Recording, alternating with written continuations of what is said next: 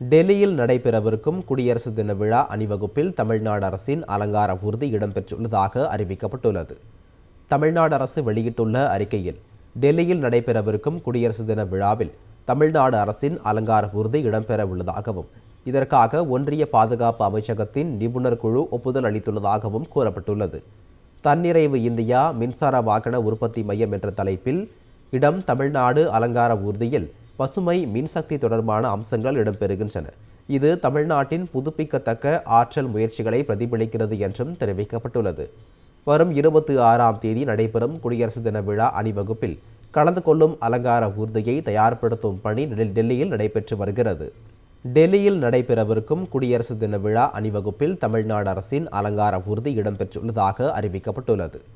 தமிழ்நாடு அரசு வெளியிட்டுள்ள அறிக்கையில், டெல்லியில் நடைபெறவிருக்கும் குடியரசு தின விழாவில் தமிழ்நாடு அரசின் அலங்கார ஊர்தி இடம்பெற உள்ளதாகவும், இதற்காக ஒன்றிய பாதுகாப்பு அமைச்சகத்தின் நிபுணர் குழு ஒப்புதல் அளித்துள்ளதாகவும் கூறப்பட்டுள்ளது.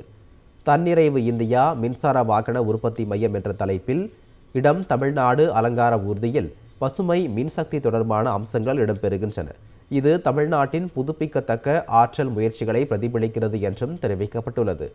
வரும் 26ஆம் தேதி நடைபெறும் குடியரசு தின விழா அணிவகுப்பில் கலந்து கொள்ளும் அலங்கார ஊர்தியை தயார்படுத்தும் பணி டெல்லியில் நடைபெற்று வருகிறது.